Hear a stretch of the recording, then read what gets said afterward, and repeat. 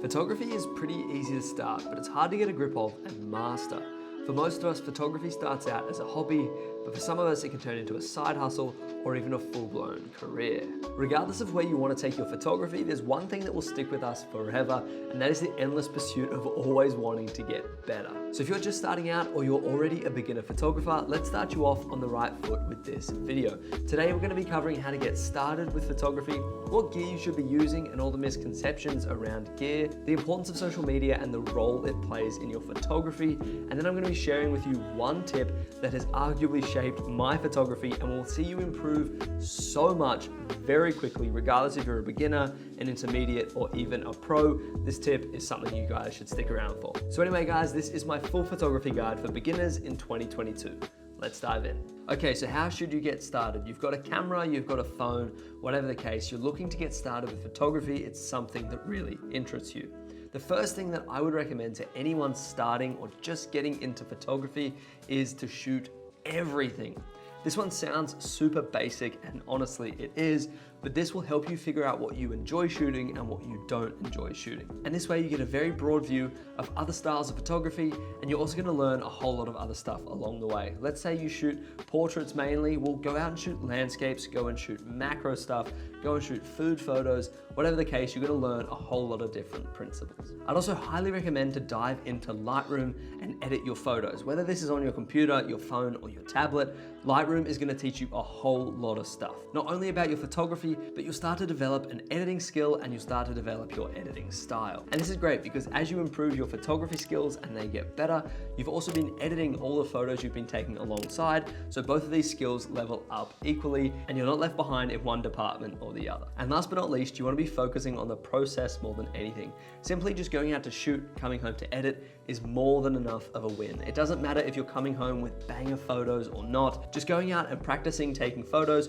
should be enough of a win at this stage, and that's all you've got to do. It's honestly like going to the gym. We're just putting reps in at this stage before we see any kind of progress. Next up, gear. This one is always interesting, and in my opinion, if you're just starting out, you should shoot with a bad camera. Now, what I mean by a bad camera is a very cheap, very old, secondhand used DSLR or even mirrorless camera at this stage. And this is purely because it's gonna strip away all the fancy features and all the expectations that come along with a more expensive camera.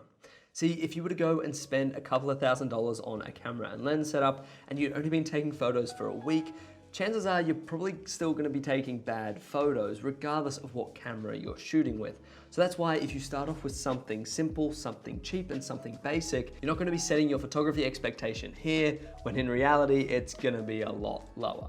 I'd also recommend watching a whole lot of YouTube videos about gear.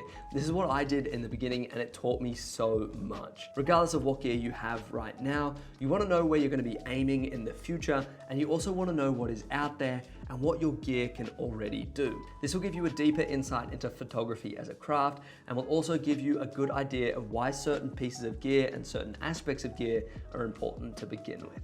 And the last thing I want to touch on about gear is to not upgrade until you have pushed your current camera and lens setup to its absolute limits, and it's the only thing holding you back from leveling up and starting to take better images. See, it's very easy to get wrapped up in the mindset that better gear equals better photos, but it simply doesn't. See, I could go out with the camera I first started with, which was the Canon 600D, and probably take between 80 and 90% of the photos I'm shooting now versus the camera I'm shooting with now, which is a Canon R6. And this is purely for the fact that both of these cameras still take photos, they've still got autofocus, they've still got auto white balance, and in the right lighting situations with the right skills and the right knowledge, you can still take amazing photos. The importance of social media. Don't get me wrong, social media is a great place to go and boost up your ego a little bit, get a few likes, get a few followers coming in, but it is so much more than that, especially as a beginner.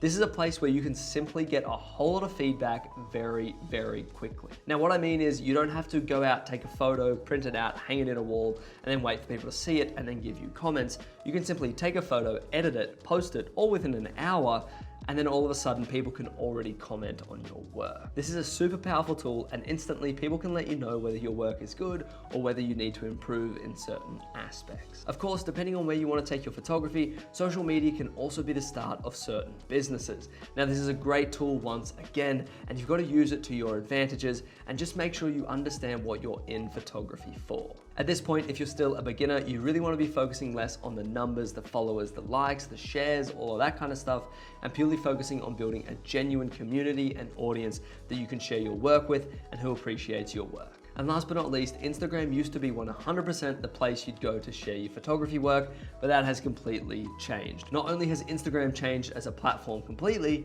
but Twitter has also blown up in the photography space.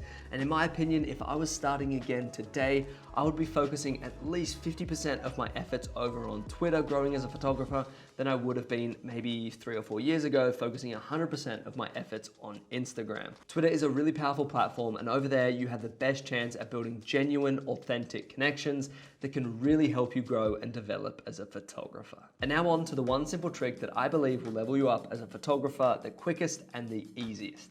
And this is simply to go and shoot with other photographers. It's a very simple concept, but it's not one that a lot of people follow.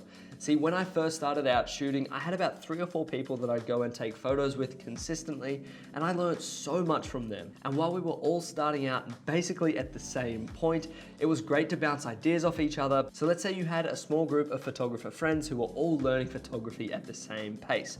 Well, let's say everyone goes home and watches a few videos, but you all watch different videos. The next time you come to shoot, all of a sudden that shoot is value packed with information and everyone is learning a lot. And it's not only great for learning and information, but it's also great for friendships, relationships, and also staying motivated while shooting. See, if you shoot for long enough, I guarantee you will experience burnout at least once. I've experienced it a stack of times, and a very easy way to kind of get out of burnout or just have people to encourage you is to purely have, well, people who encourage you.